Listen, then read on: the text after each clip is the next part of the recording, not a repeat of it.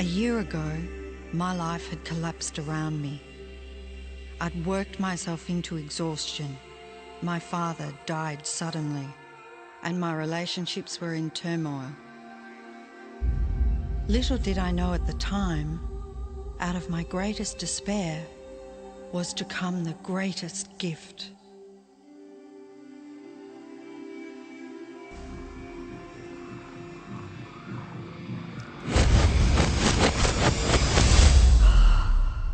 I'd been given a glimpse of a great secret.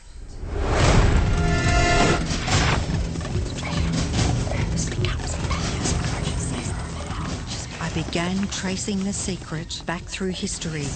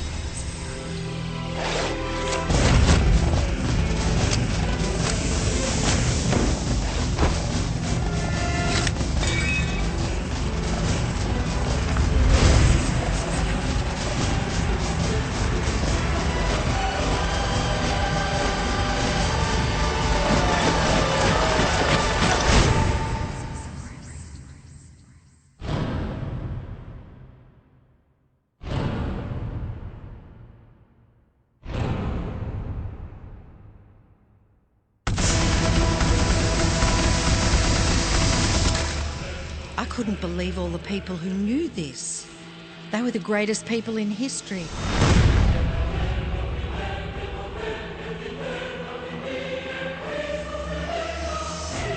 Why doesn't anyone know this?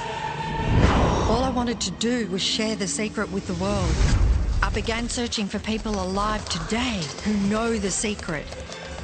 One by one, they began to emerge.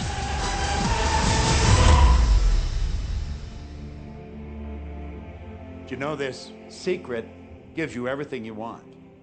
Happiness, health, and wealth. You can have, do, or be anything you want. We can have whatever it is that we choose. I don't care how big it is. What kind of a house do you want to live in? Do you want to be a millionaire? What kind of a business do you want to have? Do you want more success? What do you really want? I've seen many miracles take place in people's lives. Financial miracles, miracles of physical healing, mental healing, healing in relationships. All of this happened because of knowing how to apply the secret. This is the great secret of life.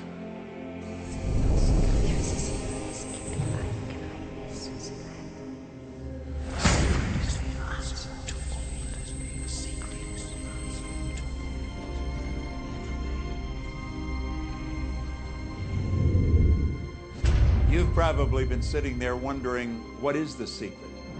I'll tell you how I have come to understand it. We all work with one infinite power.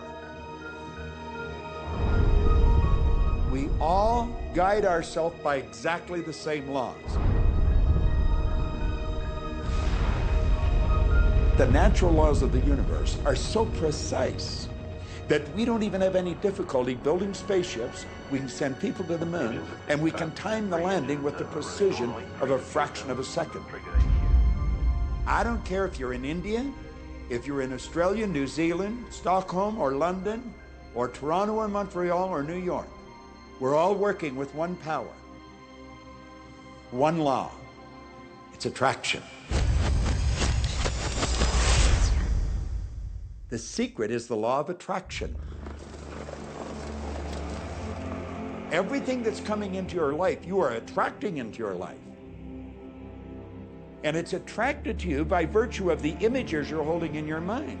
It's what you're thinking. You see, whatever is going on in your mind, you are attracting to you.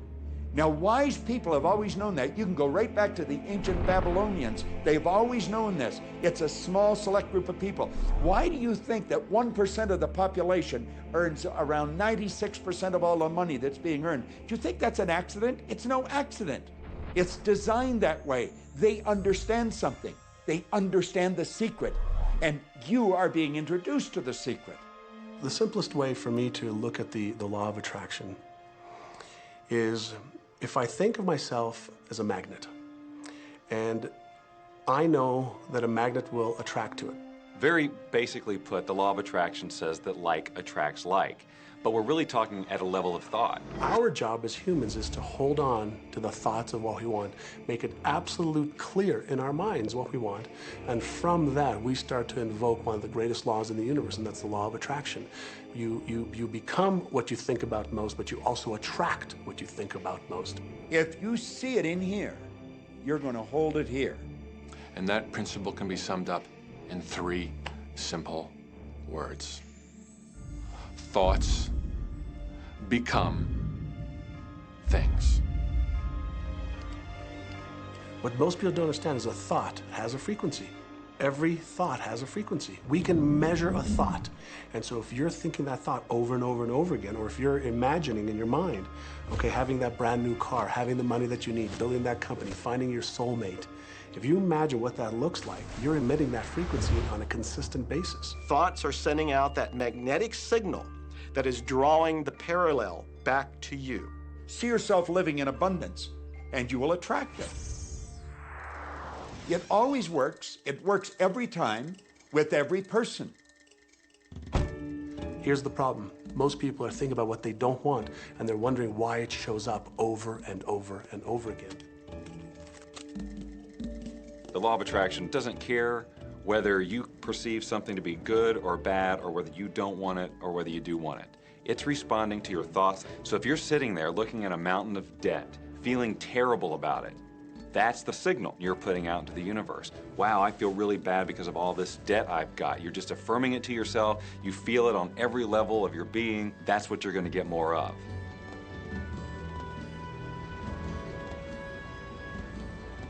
So when you're looking at that thing you want and you're saying yes to it, you're activating a thought.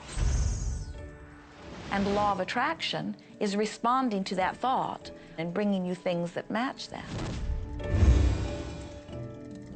But when you are looking at something that you do not want and you shout no at it, you are actually not pushing it away. Instead, you are activating the very thought of what you do not want, and now law of attraction is lining those things up for you also.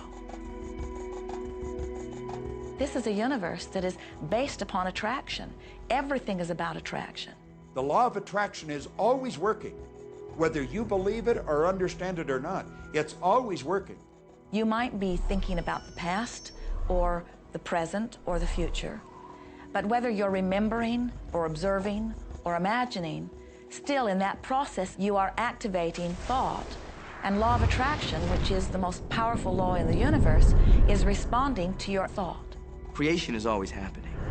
Every time an individual has a thought or a prolonged, chronic way of thinking, they're in the creation process. Something is going to manifest out of those thoughts. Law of attraction says, we'll give you whatever it is you say and focus on. And so if you're complaining about how bad it is, what you're creating is more of how bad it is.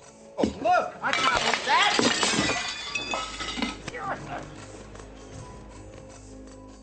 I had a student named Robert. Robert was a gay man, and he was taking an online course I have, part of which entails email access to me. And he outlined all of the grim realities of his life. In his job, all the people ganged up on him. And it was constantly stressful because of how nasty they were with him. When he walked down the street, he said every block he was accosted by homophobic people who wanted to abuse him in some way. He was wanting to become a stand-up comedian. And when he went out and did a stand-up comedy job, everybody heckled him about being gay. And his whole life was one of a lot of unhappiness and misery, and it all focused around this idea of being attacked because he was gay. I began to teach him that he was focusing on what he did not want. I directed him back to his email that he sent me and said, read it again. Look at all the things you do not want that you're telling me about. And I can tell you're very passionate about this. When you focus on something with a lot of passion, it makes it happen even faster. And then he really started taking this thing about focusing on what you want to heart. And he began really trying it. What happened within the next 6 to 8 weeks was absolutely a miracle. He said that all the people in his office that had been harassing him either transferred to another department, quit working at the company, or started totally leaving him alone, and he began to love his job. He noticed that when he was walking down the street that nobody came up to him and harassed him anymore. They just weren't there. I'm a very, very gay man. When he went and did his stand-up comedy routines, he started getting standing ovations and nobody was heckling him. His whole life changed because he changed from focusing on what he did not want, what he was afraid of, what he wanted to avoid, to focusing on what he did want.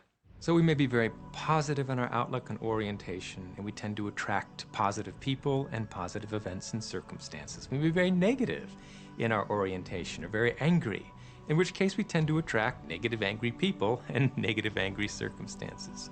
And so you end up attracting to you the predominant thoughts that you're holding in your awareness, whether those thoughts are conscious or whether they're unconscious. That's the rub. If you look very carefully, when it comes to the secret and the power of our mind and the power of our intention in our daily lives, it's all around us.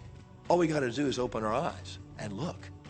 You see law of attraction evidenced in your society when you see that the one who speaks most of illness has it, when you see that the one who speaks most of prosperity has it. Law of attraction is evident everywhere around you if you are understanding what it is. It has to do with you being a magnet, attracting thought, attracting people, attracting events, attracting lifestyle. Indeed, everything that you bring into your experience, you bring because of this powerful law of attraction.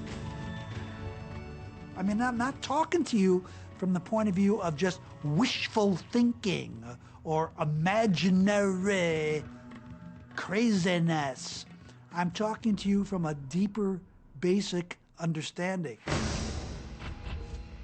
Quantum physics really begins to point to this discovery. It says that you can't have a universe without mind entering into it, that the mind is actually shaping the very thing that is being perceived. Now, if you don't understand it, doesn't mean you should reject it. You don't understand electricity, probably. First of all, no one even knows what electricity is, and yet you enjoy the benefits of it. Do you know how it works? I don't know how it works, but I do know this, that you can cook a man's dinner with electricity, and you can also cook the man. People oftentimes, when they begin to understand the great secret, become frightened of all of these negative thoughts that they have. Two things they need to be aware of. One, it has been proven now scientifically that an affirmative thought is hundreds of times more powerful than a negative thought. So that eliminates a degree of worry right there. You live in a reality where there is this buffer of time, and truly that serves you. You're really not wanting to be in an environment where your thoughts manifest immediately.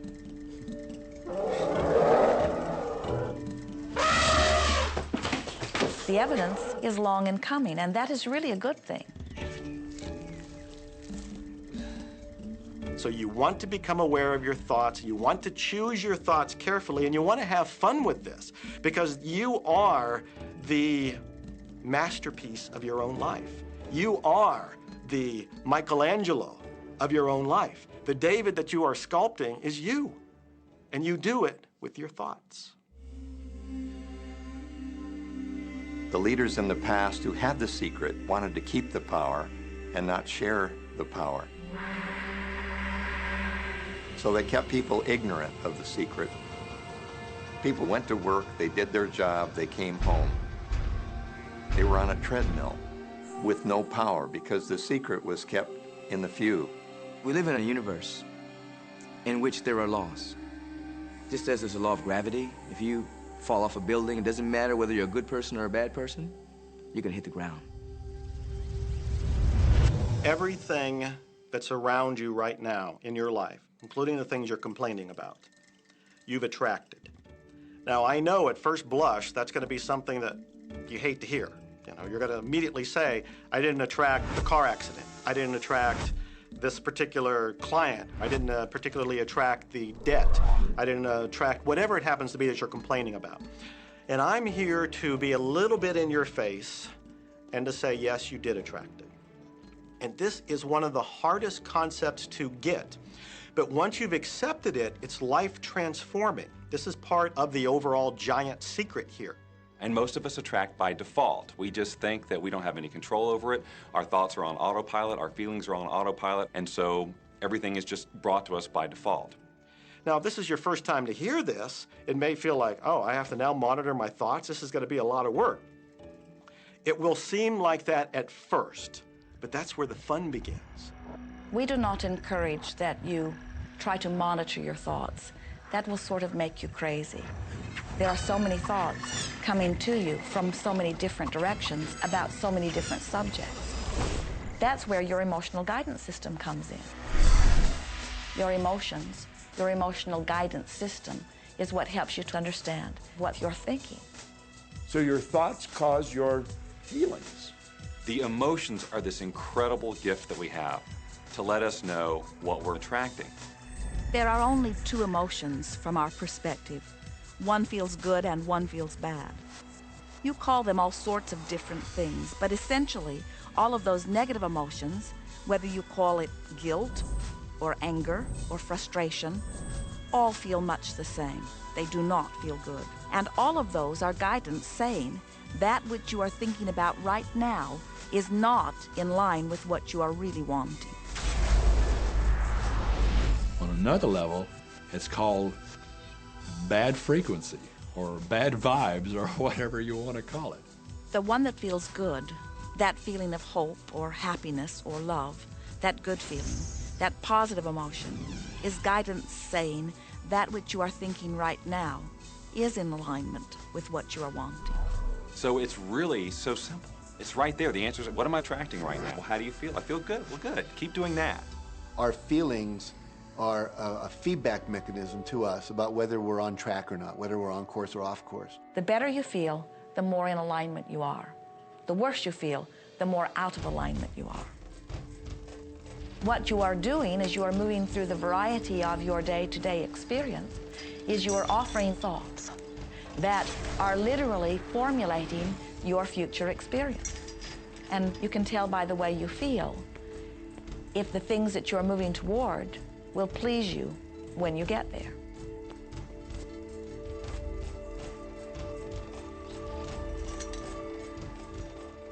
Whatever it is you are feeling is a perfect reflection of what is in the process of becoming. And you're getting exactly what you're feeling about, not so much what you're thinking about. That's why people, if they stub their toe out of bed, they tend to spiral.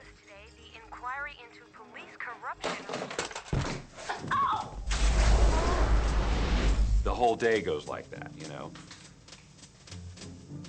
They have no clue that a simple shifting of their emotions can change their entire day and life.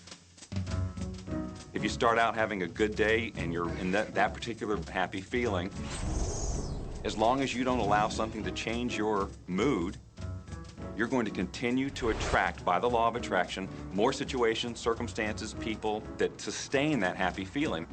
Good days, bad days, rich get richer, poor get poorer. It's all about what these people are predominantly and continually feeling. You can begin right now to feel healthy. You can begin to feel prosperous. You can begin to feel the love that's surrounding you, even if it's not there. And what will happen is the universe will correspond to the nature of your song. The universe will correspond to the nature of that inner feeling and manifest, because that's the way you feel. So basically, what you focus on with thought and feeling is what you attract into your experience, whether or not it's something you want. What you think and what you feel and what manifests is always a match. every single time, no exception. It's hard to swallow. But when we can begin to open ourselves up to that, the ramifications are awesome. It means that whatever thought has done in your life, it can be undone through a shift in your awareness.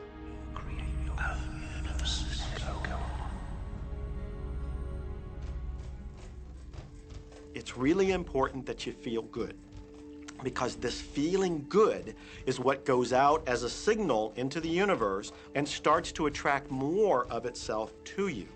So the more you can feel good, the more you will attract the things that help you feel good and it'll keep bringing you up higher and higher. When you're feeling down, do you know that you can change it like that? Put on a beautiful piece of music. Start singing. That'll change your emotion. Or think of something beautiful. Think of a baby. Maybe one you love. And dwell on it. Really keep that thought in your mind. Block everything out but that thought. I guarantee you'll start to feel good. This principle applies to your family pet, for instance, which I believe are wonderful because they put you in a great emotional state. When you feel love for your pet, that's a great state of love. It's going to bring goodness into your life. What a gift that is. And when you begin to get the hang of this, when you begin to guide your thoughts based upon the way they feel, and you begin to notice the correlation between what you're feeling and thinking and what's coming back to you, before you know it, you will know that you are the creator of your own reality. And those who are watching from a distance will stand in amazement at the perfect life you live. Since I learned the secret and started applying it to my life has truly become magical. I think the kind of life that everybody dreams of, and I live on a day-to-day basis. I live in a $4.5 million mansion. I have a wife to die for. I get to vacation in all the fabulous spots of the world. I've climbed mountains, I've explored, I've been on safaris. And all of this happened and continues to happen because of knowing how to apply the secret. Life can be absolutely phenomenal, and it should be, and it will be, when you start using the secret.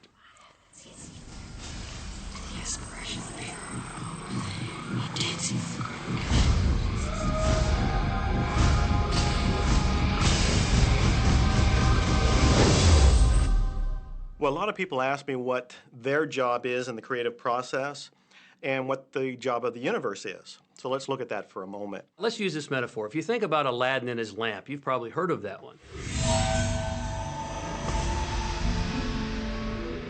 I mean, Aladdin picks up the lamp and he dusts it off, and out pops the genie.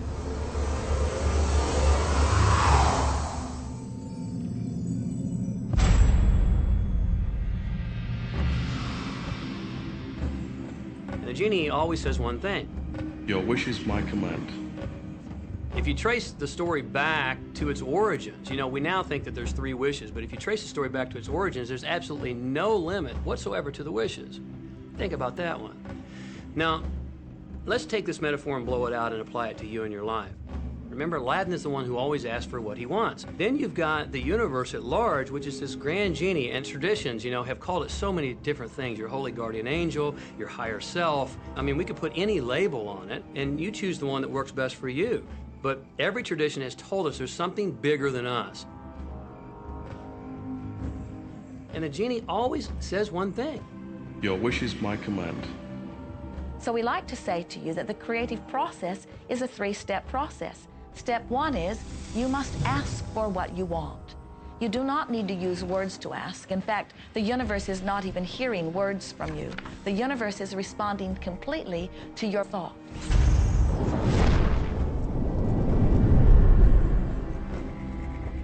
What do you really want? Sit down and write it out on a piece of paper. Write it in the present tense. You might begin by writing, I am so happy and grateful now that, and then explain how you want your life to be in every area. And this is really fun.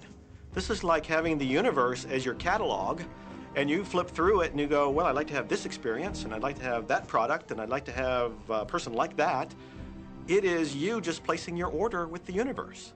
It's really that easy. The second step is answer, an answer to what you're asking. And that is not your work in your physical form. The universe will do that step for you. All of the universal forces are responding to the thoughts that you have set into motion. Your wish is my command. And the universe will start to rearrange itself to make it happen for you. Most of us have never allowed ourselves to want what we truly want because we can't see how it's going to manifest. If you do just a little research, it is going to become evident to you that anyone that ever accomplished anything did not know how they were going to do it. They only knew they were going to do it. You don't need to know how it's going to come about. You don't need to know how the universe will rearrange itself. You don't know how, it'll be shown to you. You will attract the way. So then our friends say, something must be going terribly wrong because I know I am asking, so where's my stuff? And we say, you are asking. You are completing step one. You can't help but do that. The universe is answering every time, no exception. But there is another step that you must understand, and it is called step 3, which is the receiving step, which means you must bring yourself into alignment with what you're asking for. When you're in alignment with what you want, you feel wonderful. That's what enthusiasm is. That's what joy is. That's what appreciation is. That's what that feeling of passion is. But when you are feeling despair or fear or anger, those are strong indicators that you are not right now in alignment with what you're asking for. And so when you begin to realize that the way you feel is everything, and you begin to direct your thoughts based upon how they feel, little by little, you can find the feeling place of it, and now you are one with it, and now it must manifest into your experience.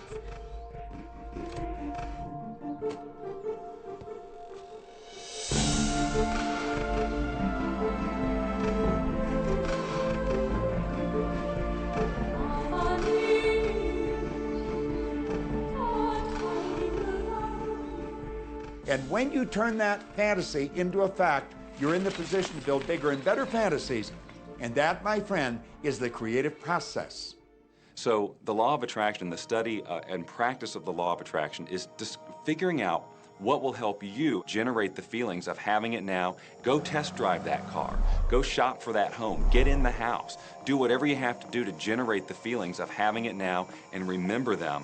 Whatever you can do to do that will help you to literally attract it. It could be you wake up and it's just there, it's manifest.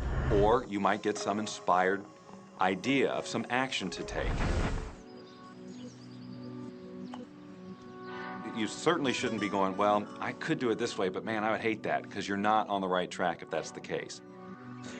Action will sometimes be required, but if you're really doing it in line with what the universe is trying to deliver, it's going to feel joyous, you're going to feel so alive, time will just stop, you could do it all day. The universe likes speed.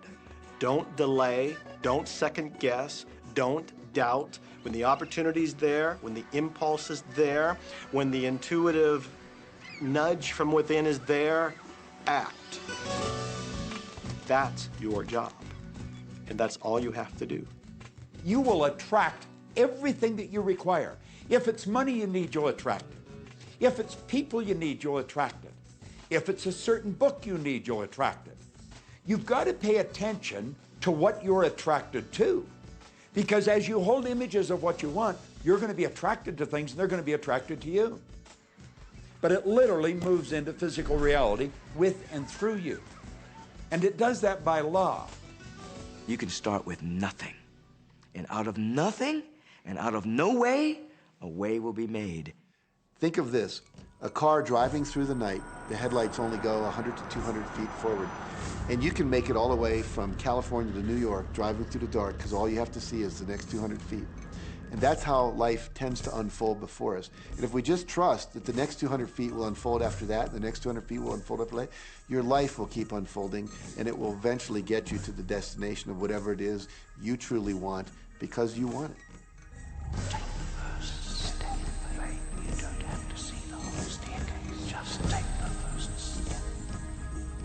Well, another thing people wonder about is how long is this going to take?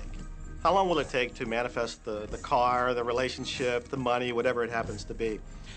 Well, I don't have any rule book that says it's going to take you 30 minutes or 3 days or 30 days.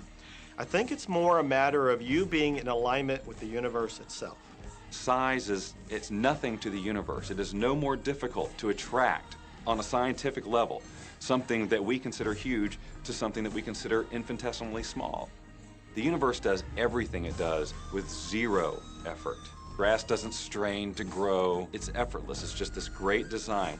It's all about what's going on up here. It's about what we put in place, saying this is big, it's going to take some time. This is small, oh, I'll give it an hour. You know, those are our rules that we define.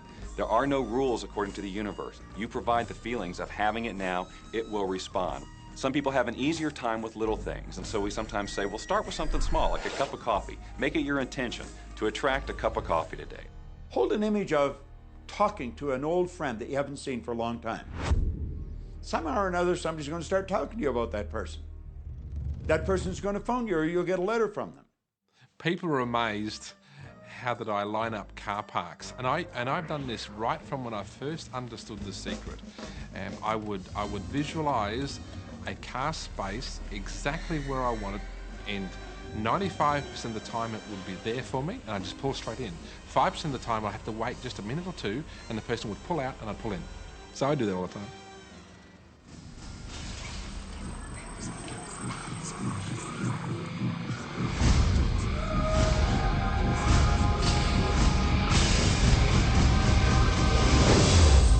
A lot of people feel stuck or in prison or confined by their current circumstances.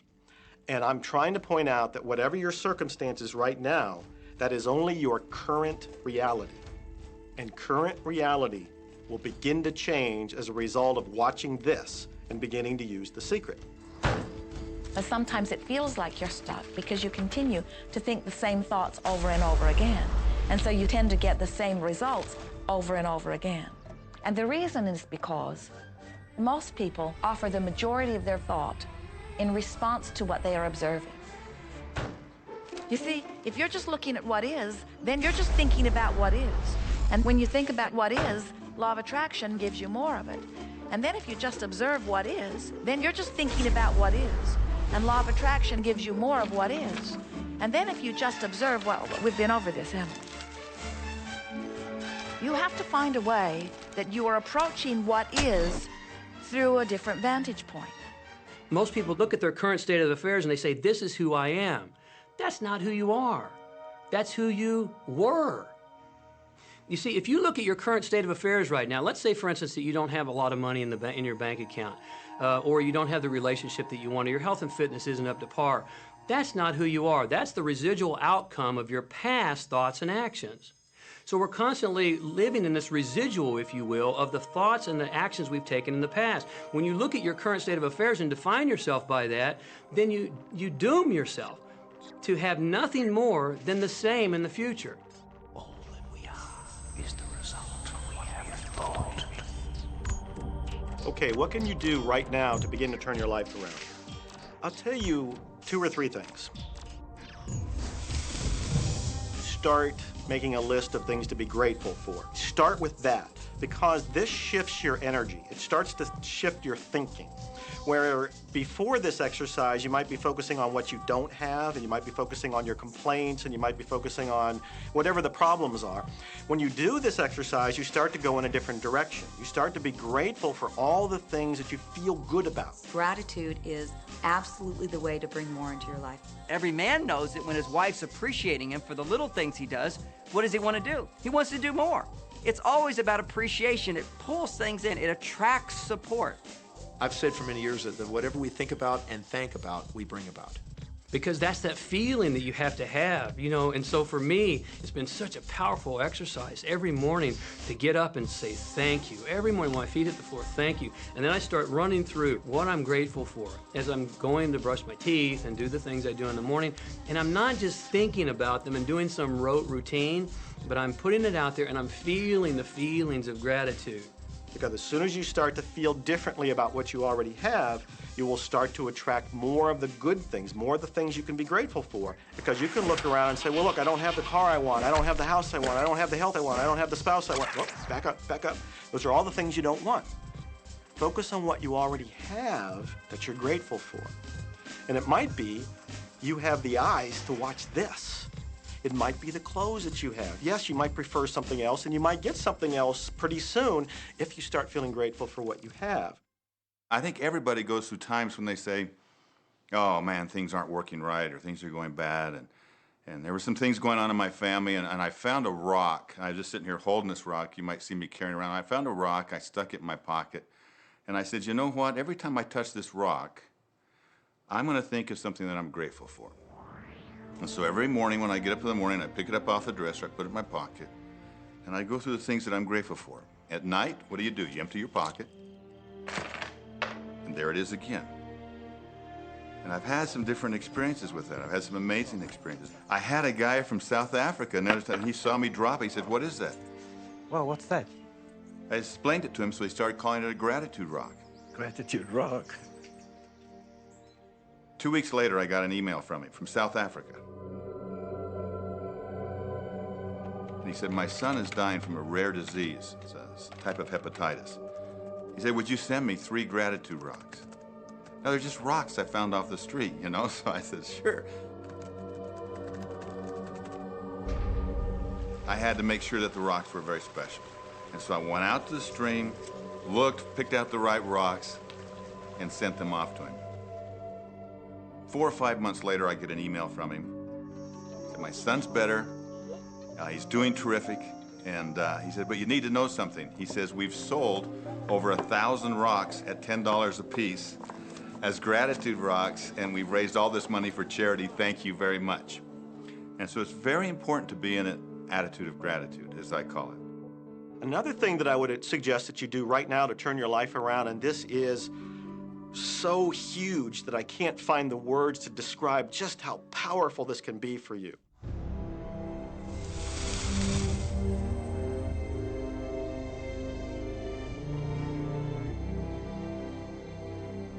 I took the visualization process from the Apollo program and instituted it during the 1980s and 90s into the Olympic program.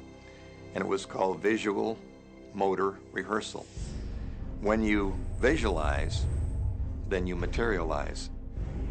And the interesting thing about the mind is we took Olympic athletes and then hooked them up to sophisticated biofeedback equipment and had them run their event only in their mind. Incredibly, the same muscles fired in the same sequence when they were running the race in their mind as when they were running it on the track. How could this be? Because the mind can't distinguish whether you're really doing it or whether it's just a practice. I think if you've been there in the mind, you'll go there in the body. When you're visualizing, when you've got that picture playing out in your mind, always and only dwell upon the end result.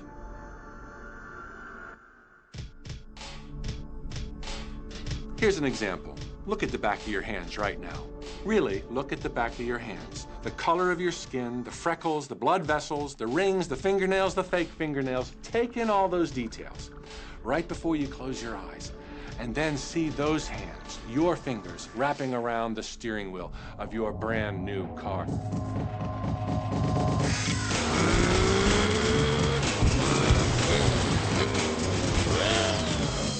This is such a holographic experience, so real in this moment, that you don't even feel like you need the car because it feels like you already have it. It's the feeling that really creates the attraction, not just the picture or the thought. And I think for a lot of people, they think, well, if I think positive thoughts, or if I visualize having what I want, that'll be enough.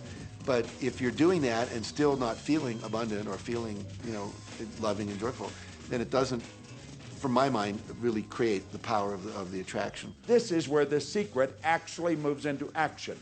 You put yourself in the feeling place of really being in that car, not, oh, I wish I could get that car, or someday I'll have that car, because that's a very definite feeling associated with that. It's not in the now, it's not, it's in the future. If you stay in that feeling, it will always be in the future. Feel the joy, feel the happiness, no matter how silly it seems in that dark and quiet room, and you're going, woohoo! Do it! A lot of people will say, come on, do I have to do that? How bad do you want change?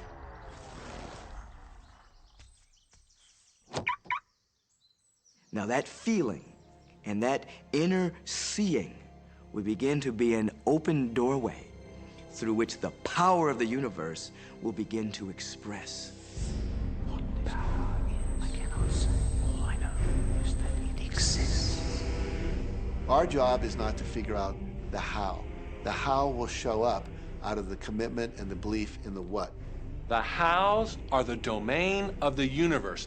It always knows the shortest, quickest, fastest, most harmonious way between you and your dream. If you turn it over to the universe, you will be surprised and dazzled by what is delivered to you. This is where magic and miracles happen. Well, I would say you want to do this virtually daily, but my disclaimer is this should never be a chore. What's really bottom line importance here to the whole secret is feeling good. You want to feel exhilarated by this whole process. You want to be high, happy, in tune as much as possible. The only difference between people who really are living this way and people who aren't, living in the magic of life, is that the people who are living in the magic of life have habituated ways of being. They have habituated this process, and magic happens with them wherever they go, because they remember it and they do it all the time, not as a one-time event. People hold that for a while, and they're really a champion at it. And they say, you know what, I'm fired up, I saw this program, and I'm gonna change my life. And yet, results aren't showing, and beneath the surface, it's just about ready to break through. And someone will look at the surface results and go, this stuff doesn't work. And you know what? The universe says, your wish is my command. And it goes down. Knowing the law of attraction, I wanted to really put it to use and to see if it was, what would happen. And in 1995, I started to create something called a vision board, where I take something that I would want to achieve or something that I want to attract, like a car or a watch or the soulmate of my dreams, and I'd put a picture of what I wanted up on this board called the vision board. And every day I would sit in my office and I would look up at this board and I would start to visualize. I would really get into the state of having already acquired it. And I was getting ready to move as we put all the furniture, all the boxes put into storage. And I made 3 different moves over a period of 5 years. And then I ended up in California and bought this house, renovated it for a year, and then had all the stuff brought from my former home 5 years earlier. One morning, about 7:30 in the morning, my son comes into my office, and one of the boxes that was sealed for 5 years was right at the doorstep. And my son, Keenan, was sitting on the box, banging away at the box, and I said, sweetheart, will you please stop me? I'm doing some work here. And he says, what's in the boxes, Daddy? And I said, well, honey, those are my vision boards. What's a vision board? I said, well, it's where I put all my goals up. I cut them out and I put all my goals up as something that I want to achieve in my life. And of course, at 5.5 years old, he didn't understand it. So I said, sweetie, let me just show you, because that'll be the easiest way to do it. And so I cut the box open. And when I pulled up the vision boards, there was a picture on there of a home that I was visualizing 5 years earlier. And what was shocking to me was we were living in that house, not a house like it. I had bought my dream home, renovated it, and didn't even know it. But I looked at that house, I started to cry because I was just blown away. Why are you crying? Honey, I finally understand how the law of attraction works. I finally understand the power of visualization. I finally understand everything that I've read, everything that I've worked with my whole life, the way I've built companies. It worked for my home as well. And I bought our dream home and didn't even know it. It is the preview of life's attraction. Decide what you want. Believe you can have it. Believe you deserve it. And believe it's possible for you. And then close your eyes every day for several minutes and visualize having what you already want and feeling the feelings of already having it. Come out of that and focus on what you're grateful for already. And really enjoy it, okay? And then go into your day and release it to the universe and trust that the universe will figure out how to manifest it.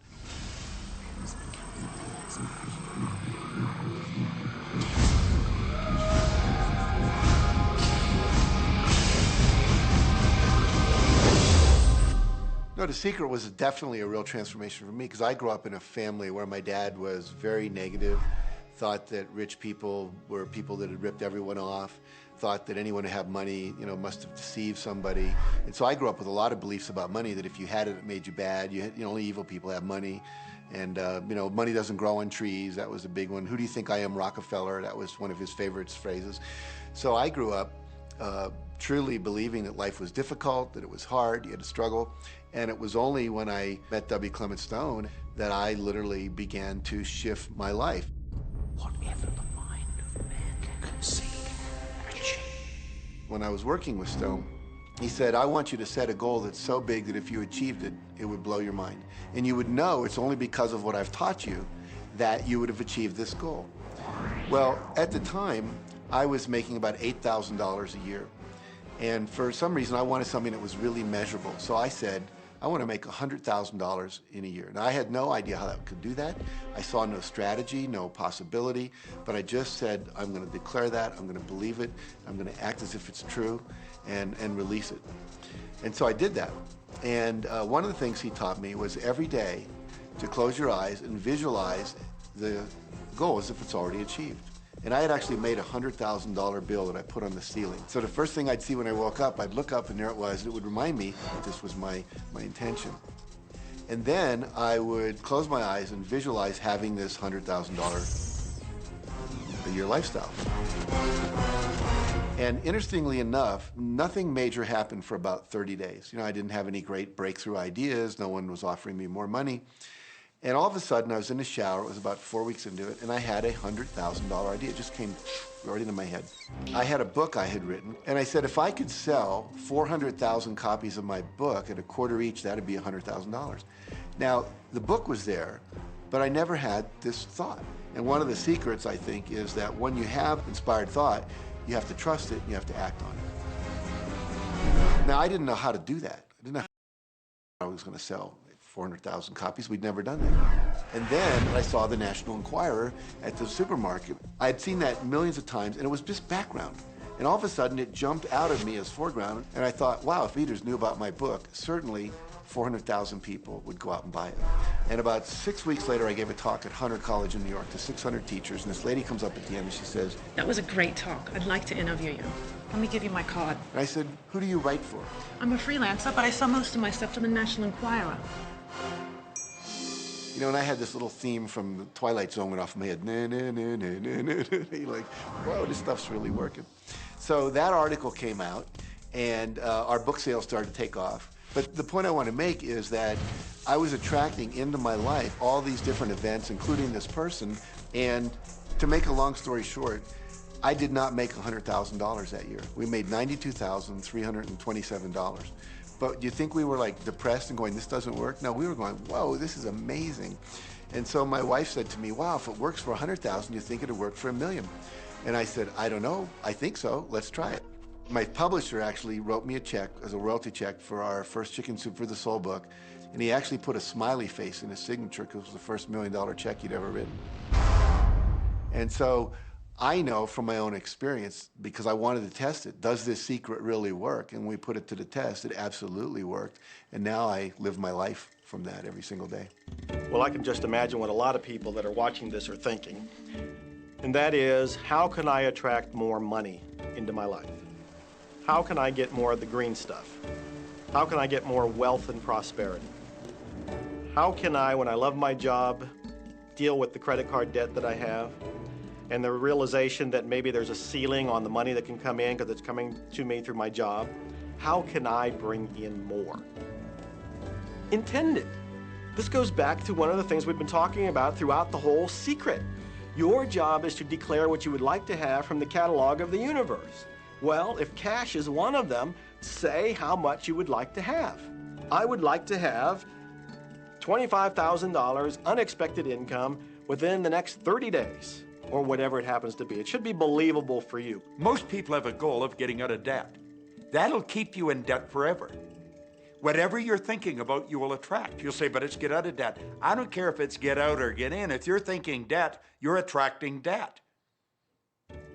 Set up an automatic debt repayment program and then start to focus on prosperity. So many times people say to me, well, I'd like to double my income in the next year. But then you look at their actions and they're not doing the things that are going to make that happen. And they'll turn right around and go, well, I can't afford that. Okay, guess what? Your wish is my command. As you are fussing about not having enough money, as you are talking to your friend about not having enough money, as you are feeling unhappy about not having enough money, you are actually activating within yourself or continuing the activation of a thought that is very different from the desire that you have launched. What it just comes down to is you just can't want more money and focus upon not enough. When I first understood the secret, I was getting bills. Every day I'd get a bunch of bills in the mail. And I thought, how do I turn this around? The law of attraction states that what you focus on, you will get. So I got a bank statement.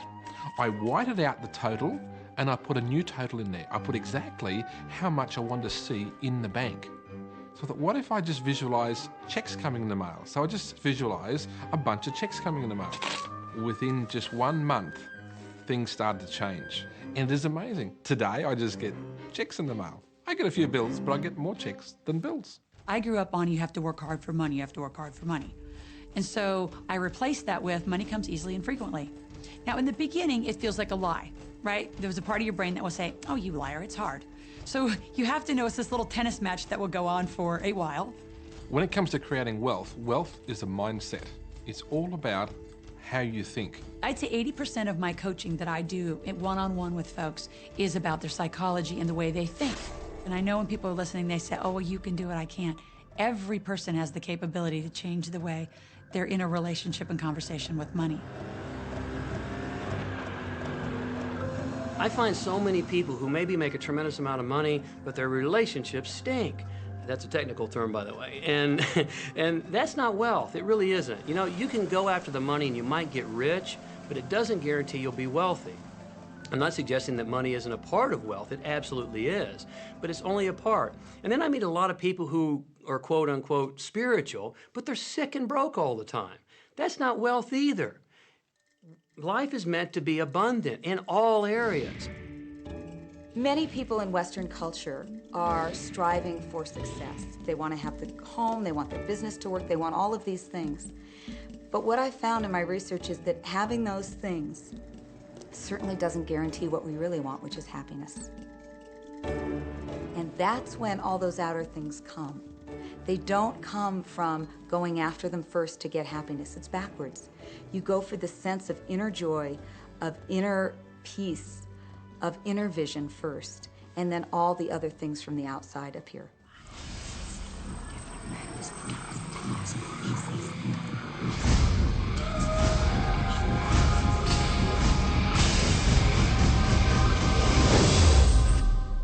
The secret means for me actually that we are creators of our universe, and that every wish of what we want to create will manifest in our life.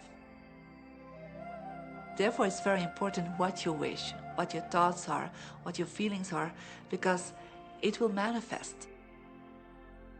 Now, one day I went into somebody's home, and he was an art director of a very famous film producer. And in every corner, he had this beautiful image of a woman, a naked woman dressed with a fabric, kind of doing this, kind of saying, oh, I don't look at you, I don't see you, And I said, I think you have trouble in your romance. Are you a clairvoyant or something? No, but look, 7 places you have exactly that woman. But I love that kind of painting. I painted it myself. That's even worse, I said, because you put all your creation and your creativity in it. Now, he's this gorgeous-looking man. He has all these actresses around him because that's the work he does. He doesn't get romance. I said, what do you want? Well, I want to date 3 women a week. Okay, paint yourself with 3 women and hang it in every corner.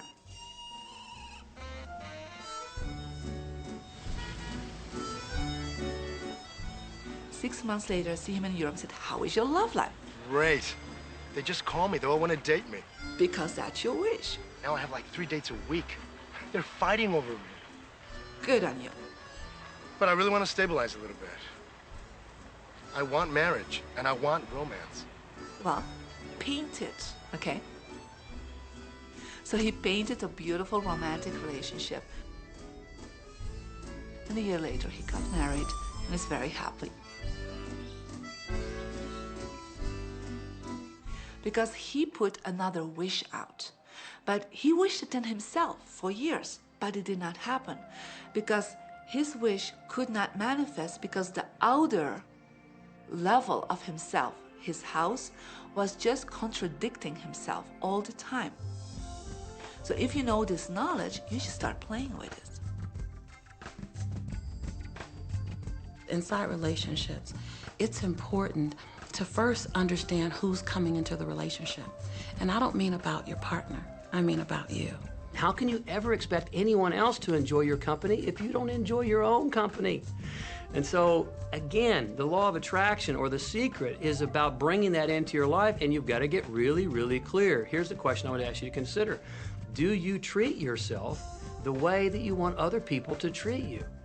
You become the solution for you. Don't now you owe me and you need to give me more. Instead, give more to yourself. Take time off to give to yourself, in a sense, to fill yourself up to fullness, to where now you can overflow in giving. I got into many relationships expecting my partner to show me my beauty. I needed to see him showing me my beauty because I didn't feel beautiful. Because when I was growing up, my sheroes were Charlie's Angels, or the Bionic Woman, Wonder Woman. And though they were wonderful women, none of them looked like me. It wasn't until I stopped and I fell in love with Lisa, full lips, round hips, mocha skin, afro, that the rest of the world began to fall in love with Lisa. There's something so magnificent about you. I have been studying me for 44 years. I want to kiss myself because you're going to get to love yourself. I'm not talking about conceit. I'm talking about a healthy respect for yourself. And as you love yourself, you'll love others. Sometimes people will say, those people at work are so negative, or the man I live with is so angry, or my children are so worrisome to me. And we say, you must orient yourself to the best part of those people who surround you. We encourage that you get a notebook and that you make a list of the positive aspects of the people that you spend a lot of time with.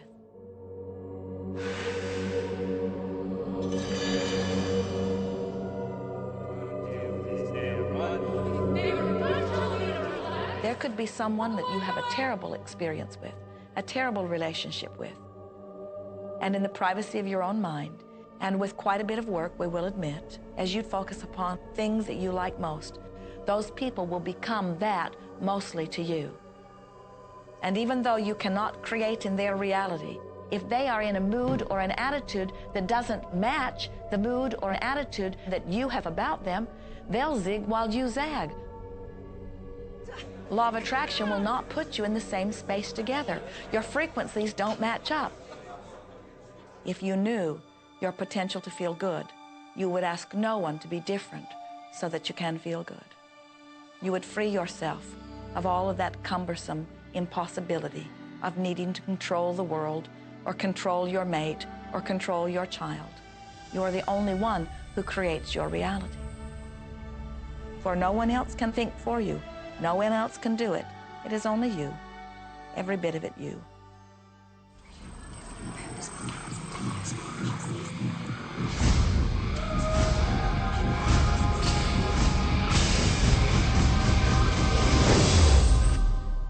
It's important to recognize that our body is really the product of our thoughts. We're beginning to understand in medical science the degree to which the nature of thoughts and emotions actually determines the physical substance and structure and function of our bodies. We've known in the healing arts of a placebo effect. A placebo is something that supposedly has no impact and no effect on the body, like a sugar pill or something. You tell the patient that this is just as effective. And what happens is the placebo has the same effect, if not greater effect, than sometimes the medication is supposed to be designed for that effect. So they found out that the human mind is the biggest factor in the healing arts. more so than sometimes the medication. If somebody is in a situation where they're sick and they have an alternative to try to explore what is in their mind creating it versus using medicine, if it's an acute situation that could really bring death to them, then obviously the medicine is a wise thing to do while they explore what the mind is about. So you don't want to negate medicine. Every form of healing has a place. There is only a stream of well-being that flows, you know. It is a stream of pure positive energy. And the universe, all that we know, is abundant with only that. This is a world that is based upon well-being, and well-being dramatically abounds. And when you are allowing that stream to flow in its fullness, you feel very, very good. And when you are pinching it off a bit, you feel not so good. There is only a stream of goodness or well-being which you are allowing or not. And your magnificent emotions are telling you what the mix is, how you're doing in your allowing or your resisting of this connection. You know people who have had terminal disease. Stop and think of the word dis-ease. Hyphenate the word. That's a body that's not at ease. We've got 1,000 different diagnoses and disease out there. They're just the weak link. They're all the result of one thing, stress. And you put enough stress on the chain, you put enough stress on the system, and one of the links breaks. Our physiology creates disease to give us feedback, to let us know we have an imbalanced perspective and we're not loving and we're not grateful. So the body's signs and symptoms are not something terrible. The question that's frequently asked is when a person has manifested a disease in their body temple or some kind of discomfort in their life, through the power of right thinking, can it be turned around? And the answer is absolutely yes. On November 23rd, I was diagnosed with breast cancer. I truly believed in my heart, with my strong faith, that I was already healed. During the day, all day long, I would just say, thank you for my healing. On and on and on I went, thank you for my healing. I believed in my heart I was healed. I saw myself as if cancer was never in my body. One of the things I did to heal myself was to watch very funny movies. That's all we would do, is just laugh, laugh, laugh. We couldn't afford to put any stress in my life because we knew stress was one of the worst things you can do while you're trying to heal yourself. From the time I was diagnosed, which was November 23rd, to the time I was healed totally was approximately 3 months. And that's without radiation and chemotherapy. Well, we come with a basic program. It's called self-healing. You get a wound, it grows back together. You get a bacterial infection, the immune system comes and takes care of those bacteria and heals it up. The immune system is made to heal itself. Dis-ease cannot live in a body that's in a healthy emotional state. Your body is casting off millions of cells every second, and it's creating millions of new cells. In fact, literally, parts of our body are replaced every day. Other parts take a few months, other parts a couple of years.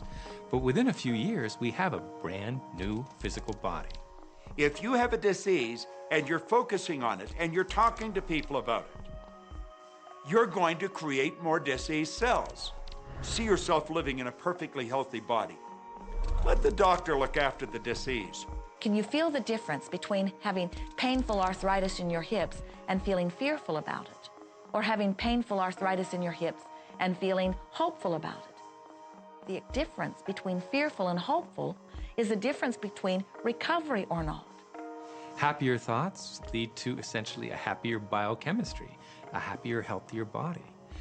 Negative thoughts, stress, have been shown to seriously degrade the body and the functioning of the brain, because it's our thoughts and emotions that are continuously reassembling, reorganizing, recreating our body.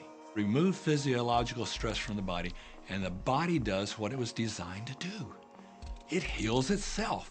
I've seen kidneys regenerated. I've seen cancer dissolved. I've seen eyesight improve and come back. I always say that incurable means curable from within.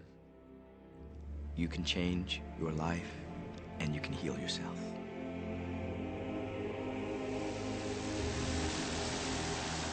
Well, my story begins on March 10, 1981. It really changed my whole life. It was a day I'll never forget.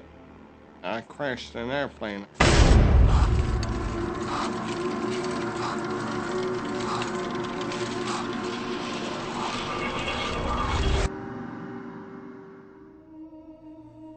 I ended up in the hospital completely paralyzed. My spinal cord was crushed. I broke the first and second cervical vertebrae. My swallowing reflex was destroyed. I couldn't eat or drink. My diaphragm was destroyed. I couldn't breathe.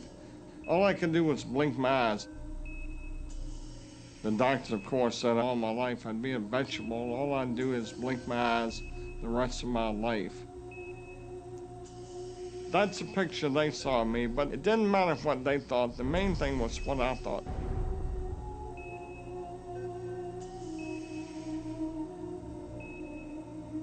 I picture myself being a normal person again, walking out of that hospital. The only thing I had to work with in the hospital was my mind. As long as you have your mind, you can put things back together again. I was hooked to a respirator, and they said I'd never breathe on my own again because my diaphragm was destroyed. But this little voice kept saying to me, breathe deep, breathe deep.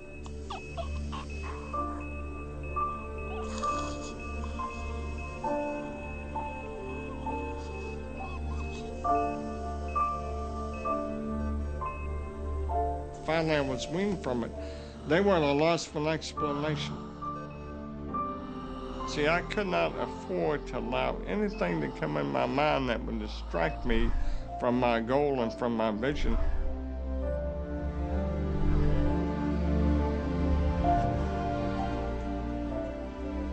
Well, I set a goal to walk out of the hospital on Christmas. That was my goal.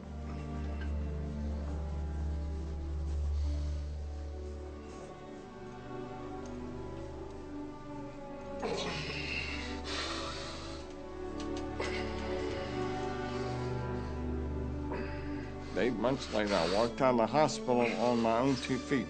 They said it couldn't be done. That's a day I will never forget. For people that are sitting out there right now watching this program that are hurting, if I wanted to sum up my life and sum up for people what they can do in life, I would sum it up this way in 6 words. Man becomes what he thinks about.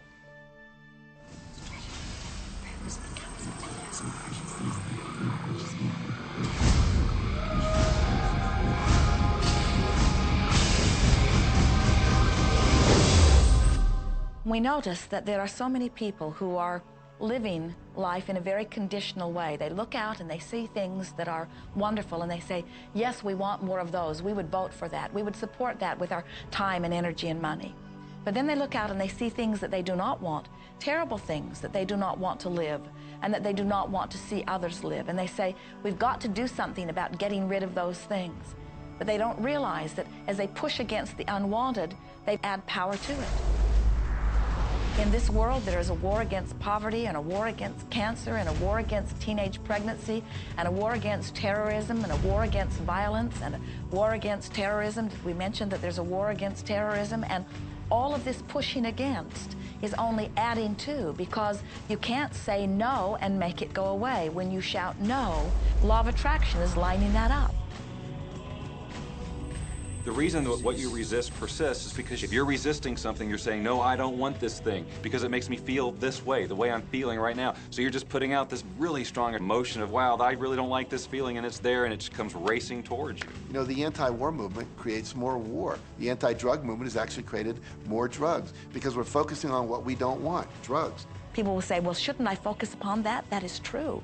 And we say, that is like saying, because someone gave their attention to something they did not want long enough that now it is manifested, I should do it too. And we say, we don't really understand that reasoning. Mother Teresa was brilliant. She said, I will never attend an anti-war rally. If you have a peace rally, invite me. You know, she knew. She understood the secret. I mean, look what she manifested in the world. So if you're anti-war, be pro-peace. If you're anti-hunger, be pro people having more than enough to eat.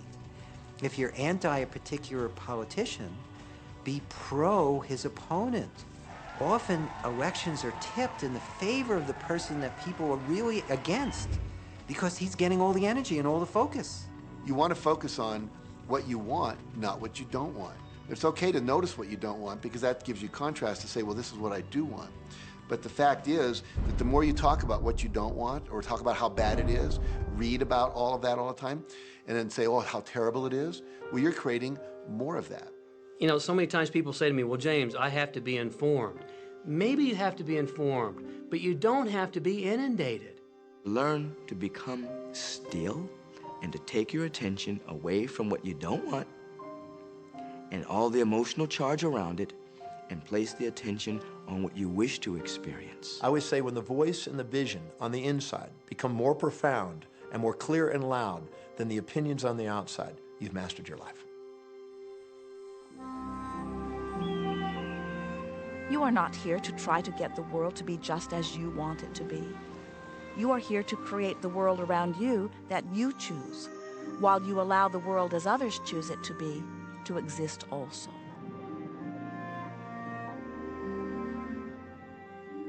One of the questions I get almost all the time, and it's probably on somebody's mind right now if it's not on yours, and that's the idea that, well, if everybody uses The Secret and they all treat the universe like a catalog, aren't we going to run out of stuff? Won't everybody just make a run for it and bust the bank? What's beautiful about the teaching of the Great Secret is that there's more than enough to go around for everyone. There is a lie that acts like a virus within the mind of humanity. And that lie is there's not enough good to go around.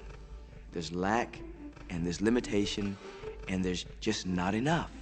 That lie has people living in fear, greed, stinginess, and those thoughts of fear, greed, stinginess, and lack become their experience. So the world has taken a nightmare pill. Now the truth is, there's more than enough good to go around. There's more than enough creative ideas. There's more than enough power. There's more than enough love. There's more than enough joy. All of this begins to come through a mind that is aware of its own infinite nature. Every great teacher who's ever walked the planet has told us that life was meant to be abundant. And so just when we think that resources are dwindling, we find new resources to achieve the same things. And so even though we say we have lack, it's because we don't open up our vision and see all of what's around us. You know, when everybody starts to live from their heart and go for what they want, they don't go for the same things. That's the beauty of this. We don't all want BMWs. We don't all want the same person. We don't all want the same experiences. We don't all want the same clothing. We don't all want fill in the blank. There's enough for everyone.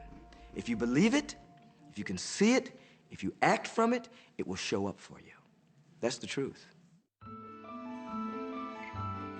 So let the variety of your reality thrill you as you get to choose from among it those things that you're wanting. And when you see something that you want in your experience, think about it. Find the feeling place of it. Get inside of it. Talk about it and write it down. Write a script about it. Make it your reality by becoming a match to it. And when you see those things that you're not wanting in your experience, do not talk about them. Don't write about them. Don't join groups that worry about them. Don't push against them. Do your best to ignore them. Remove your attention from the things that you do not want while you give your undivided attention to the things that you do want. Most of the leaders in the past missed the great part of the secret, which is empowering and sharing with others. This is the best time to have ever been alive in history. It's the first time we've ever had the power to gain knowledge at our fingertips.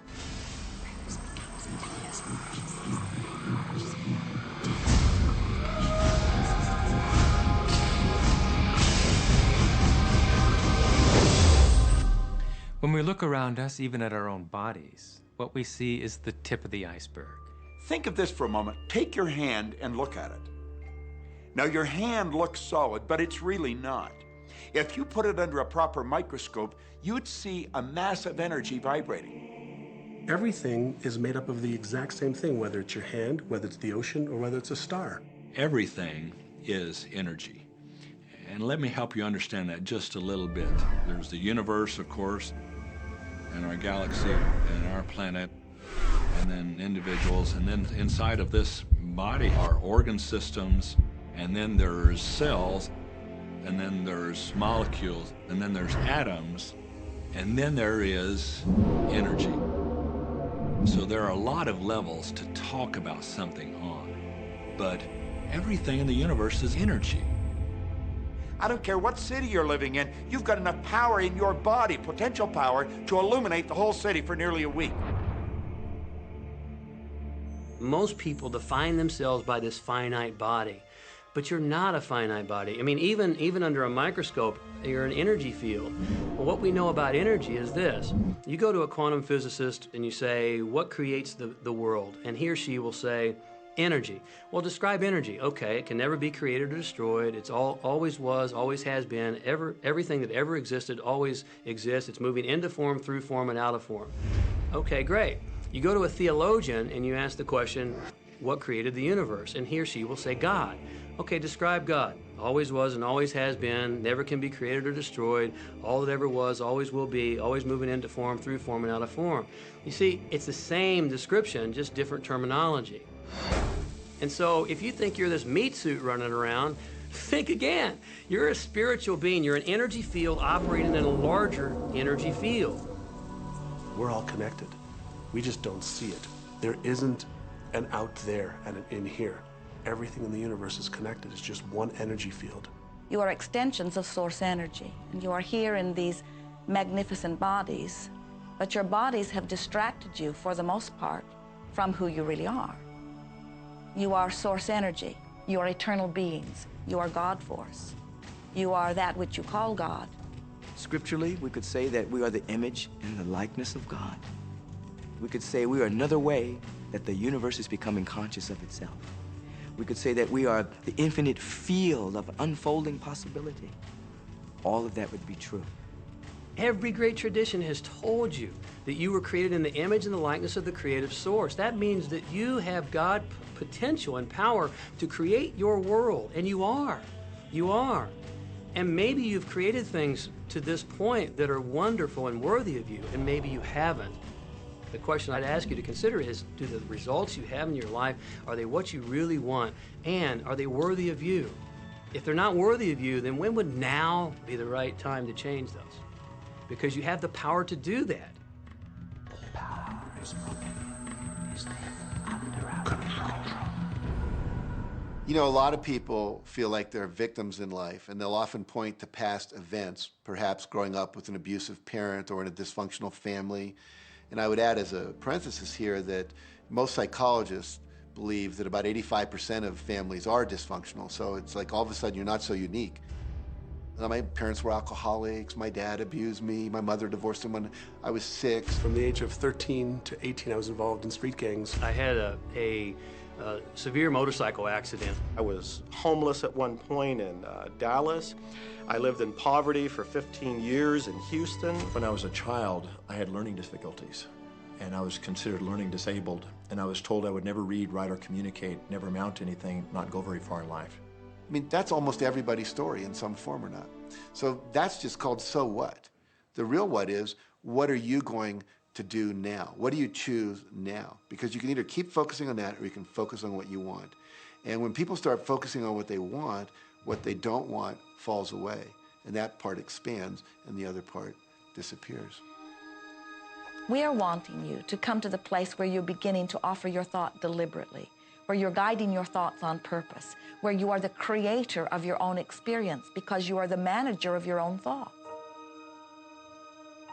The beautiful thing about the law of attraction is that you can begin where you are, and you can begin to think, real thinking, and you can begin to generate within yourself a feeling tone of harmony and happiness. The law will begin to respond to that. So now you start to have different beliefs, like there is more than enough in the universe, or you have the belief that everything goes right for me. Or you have the belief that I'm not getting older, I'm getting younger. We can create it the way we want it by using the law of attraction. And you can break yourself free from your hereditary patterns, cultural codes, social beliefs, and prove once and for all that the power within you is greater than the power that's in the world. Some of you may be thinking, well, that's very nice, but I can't do that, or she won't let me do that, or he'll never let me do that, or I haven't got enough money to do that, or I'm not strong enough to do that, or I'm not rich enough to do that, I'm not. Every single I'm not is a creation. Whether you can or you can't, you are right. Are there any limits to this? Absolutely not. We are unlimited beings. We have no ceiling. The capabilities and the talents and the gifts and the power that is within every single individual on this planet is unlimited.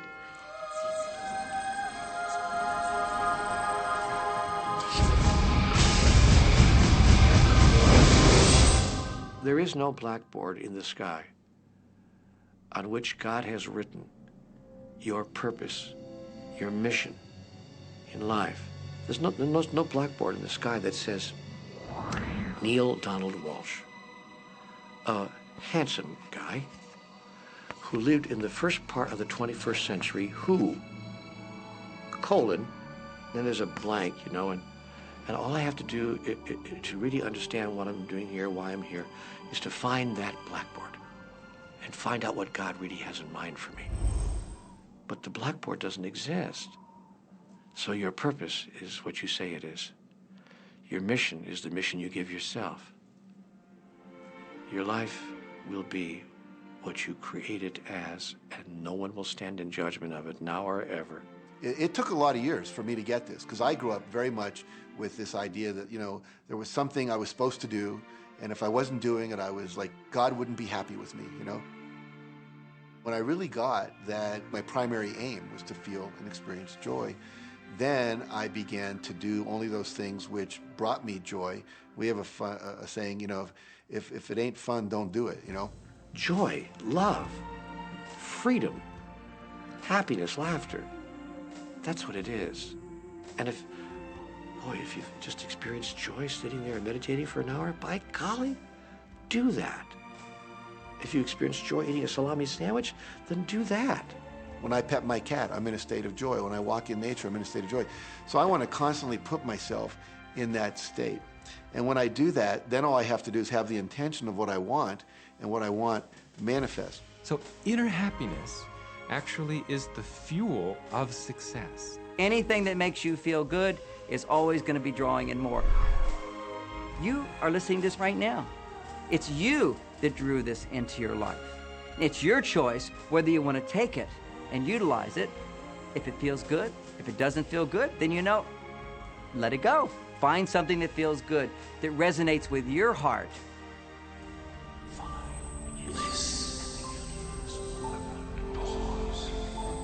Joseph Campbell said, "Follow your bliss." We think those are the best words we have ever heard spoken from a human tongue. And if one could follow one's bliss, you would follow the trail to abundance and well-being on all subjects. Enjoy life with us, because life is phenomenal. It's a magnificent trip. You will live in a different reality, a different life, and people will look at you and say, "What do you do different than me?" Well, the only thing that is different is that you work with a secret. And then you can do and have and be things that people will say that's impossible for you to do and have and be. We're really now moving into a new era. It's the era where the last frontier is not space, as Star Trek would say, but it's going to be mind. I see a future of unbounded potential, unbounded possibilities. Remember, we're using at most 5% of the potential of the human mind. 100% human potential is the result of proper education. So imagine a world where people were using their full mental and emotional potential. We could go anywhere. We could do anything, achieve anything. See yourself with the good that you desire. Every religious book tells us that. Every great book on philosophy, every great leader, all the avatars who have ever lived. Go back and study the wise ones. Many of them have been presented to you in this program. You know what? They all understood one thing. They understood the secret. Now you understand it. And the more you use it, the more you'll understand it. You may be feeling that it would be easier to be hearing these words if they had come to you the first day of your experience upon this earth. And if we were talking to you on your first day of physical life experience, we would say to you, welcome to planet Earth.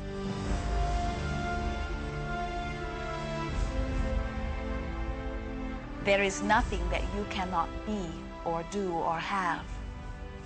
You are a magnificent creator, and you are here by your powerful and deliberate wanting to be here. Go forth, giving thought to what you are wanting, attracting life experience to help you decide what you want, and once you have decided, giving thought only unto that. Most of your time will be spent collecting data that will help you decide what it is you want. But your real work is to decide what you want and then to focus upon it. For it is through focusing upon what you want that you will attract it. That is the process of creating. I believe that you're great, that there's something magnificent about you. Regardless of what has happened to you in your life, regardless of how young or how old you think you might be, the moment you begin to think properly, there's something that is within you, there's power within you that's greater than the world, it will begin to emerge. It will take over your life. It will feed you. It will clothe you. It will guide you, protect you, direct you, sustain your very existence if you let it. Now that is what I know for sure.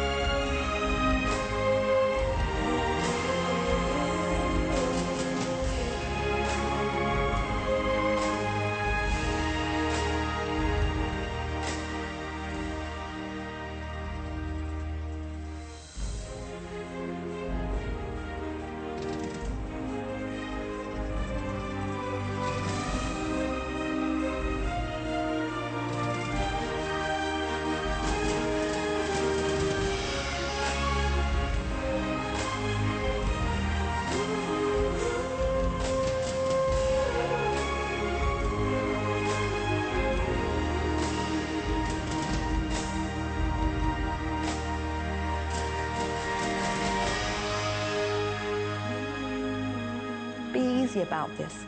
Have fun with it. There is nothing you are supposed to do, only that which you want to do.